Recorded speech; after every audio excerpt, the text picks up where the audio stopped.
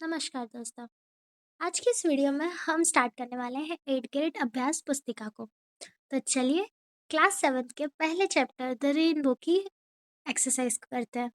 इसमें पहले कुछ दिया है कि टीचर को क्या तैयारी रखनी चाहिए। हम एक्सरसाइज की तरफ बढ़ते हैं। पहला है हमें multiple choice question. Choose the correct option and right. तो इसमें हमें सही चीज़ चुननी है और उसे लिखना है। पहला क्वेश्चन है in which season can we see the rainbow mostly.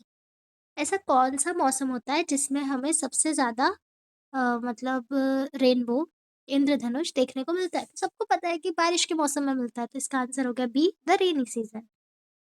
How many colours are there in a rainbow? एक रेनबो में कितने रंग होते हैं? तो हम सबको पता है कि उसमें 7 कलर होते हैं। What do you use during the rainy season two protect yourself?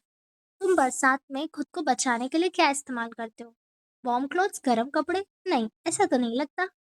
Raincoat, umbrella या दोनों? रेनकोट और अम्ब्रेला तो हम दोनों ही इस्तेमाल करते हैं, तो ये डी ऑप्शन होगा कि बी और सी दोनों सही है। अगला है pick the odd one and encircle it. तो इनमें से जो अलग है उस पे गोला बनाना है और उसे लिखना है, ठीक है। एक है सेल, फ्लॉट, स्विम, वॉक। तो इनके अर्थ देखते हैं। सेल यानी होती नाव, फ्लॉट यानी तैरना, स्विम यानी तैरना वो वाला, और वॉक यानी चलना। तो ये चीज़ तो पानी में नहीं होगी ना चलना, तो ये डी वाला हो गया। Right the comparative and superlative degree of the given words.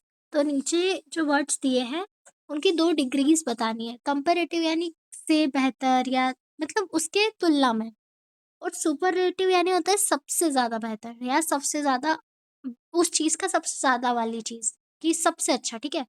तो लो का क्या हो सकता है? लो यानी नीचे, से नीचे मतलब लोअर, और सबसे नीचे मतलब लोएस्ट।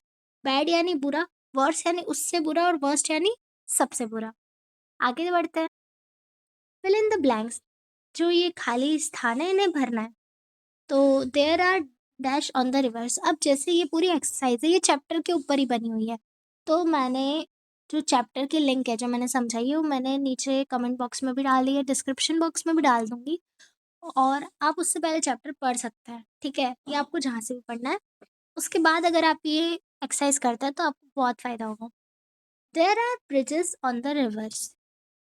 रिवर नदियों के ऊपर ब्रिज है।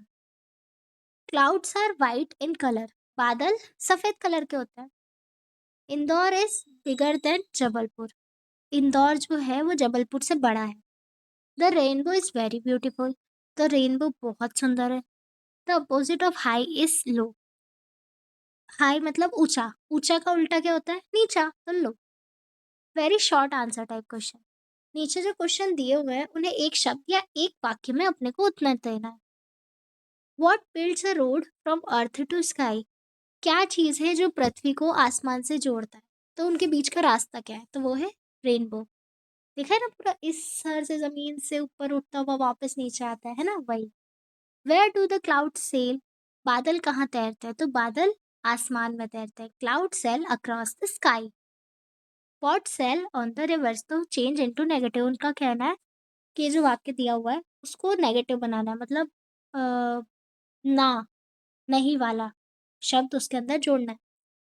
तो जो बोट है, नाव है, वो नदियों में तैरती है ना? तो अपन ऐसा बोल दो कि जो नाव है वो नदियों में नहीं तैरती है, तो boats do not sail on the river. Okay.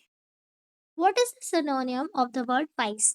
तो वाइस से मिलता जुलता शब्द बताना। सिनोनियम का मतलब होता है एक जैसा अर्थ वाला, तो वाइस का हो गया intelligent. Short answer type question. Rearrange the words to form a line of the poem the rainbow. तो इधर नीचे कुछ शब्द दिए हुए हैं, इन्हें सबको जोड़ना है, और वो जो पोएम थी रेनबो उसकी एक लाइन बन जाएगी, वो लिखनी है। तो ये the river sail on boats. तो boats sail on the river. नाव नदी में तैरती है। What will you do if you notice that someone is slipping on a wet surface? तो तुम क्या करोगे अगर तुम्हें कोई दिखाई देता है कि वो फिसल गया गीली सतह पर, या जब गीली ज़मीन थी वहाँ पे फिसल गया?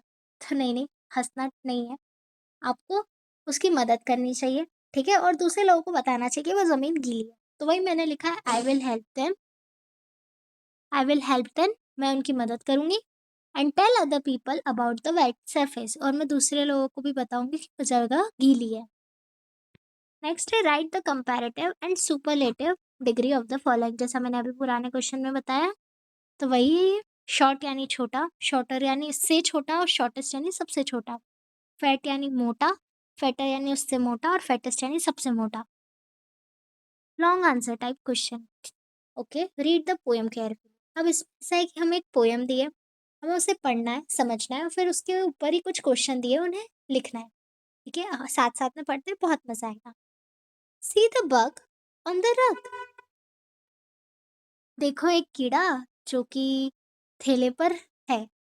आई will give him leg a tug. मैंने उसके पैरों को थोड़ा सा ऐसे छू लिया, अलग कर दिया। See him run. देखो वो दौड़ रहा है। See him go. देखो वो भाग गया। He did not like it. शायद उसे पसंद नहीं आया। No no. See him hop. देखो वो on the move. See him hide. देखो वो छुप गया। To make me stop. ताकि मैं रुक जाऊं। I will stop. I will not tuck. मैं उसे परेशान नहीं करूंगा। You are safe little bug. तुम सुरक्षित हो छोटे कीड़े। ठीक है, इसमें कवि क्या कहना चाहते हैं हम वो जान लेते हैं। कवि बस ये कहना चाहते हैं कि वो छोटा-सा कीड़ा भी जानता है कि अगर उसे कोई परेशान करेगा, तो उसे अच्छा नहीं लगेगा। वो भाग जाएगा वहाँ से, क्योंकि उसे नहीं पसंद आता कोई उसे परेशान करे, ठीक है? तो उसे उसके हिसाब से जीने दो। बस यही पूरी कविता में वो समझाना चाह रहे थे। ठीक है, अब उसके अपन क्वेश्चंस कर लेते हैं। Where is the bug in the beginning? जो कीड़ा था वो शुरुआत में कहाँ था? तो हमने देखा था वो ठेले के ऊपर था। The bug is on the rug. What happened to make the bug run? क्या हुआ जिसके कारण जो कीड़ा था वो भाग गया? The poet has pulled the bugs leg. जो कवि था उसने कीड़े के पैर पकड़ लिए थे। Which makes the bug run? उसके कारण बग वहां से भाग गया। What will you do if any insect bytes you? तुम क्या करोगे अगर कोई कीड़ा तुम्हें काट लेगा? सीधी बात है, तुम क्या करते हो अधिकतर? तो जाने दो, कोई बात नहीं। तो ठीक है, इसमें और भी चीजें लिखी कि क्या करना चाहिए। तो पहले तो जहाँ पे काटा है उसे साबुन और पानी से धोना है, और वहाँ पे एक आराम, जिससे आराम मिले वो वाली क्रीम लगानी है। तो I will clean the area with soap and water.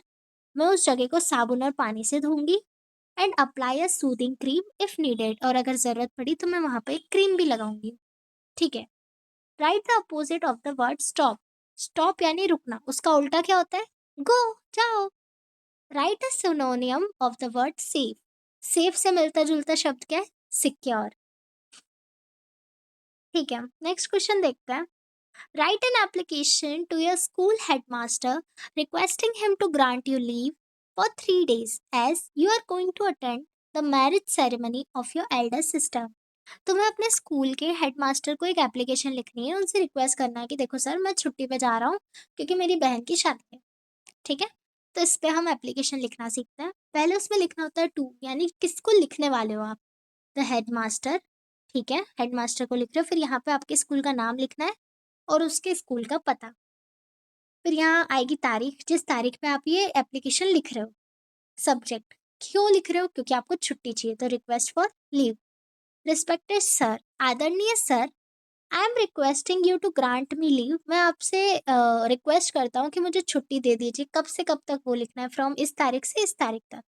As I need to attend my sister's wedding. क्योंकि मुझे अपनी बहन की शादी में जाना है। Kindly grant me leave. कृपया कर कर मुझे छुट्टी दे दें। Thank you for your consideration. फिर यहाँ लिख देना आपका आज्ञाकारी छात्र, आपका नाम लिख देना है और आपका क्लास और सेक्शन लिख देना है। तो ऐसे, और हमेशा याद रखना एप्लीकेशन पूरी एक ही पन्ने में लिखी जाती है, ऐसी नहीं कि आधा इधर लिख दिया आपने, आधा उधर लिख दिया, नहीं, पूरी एक पन्ने में। तो इसी के साथ पहला चैप्टर तो एंड होता है।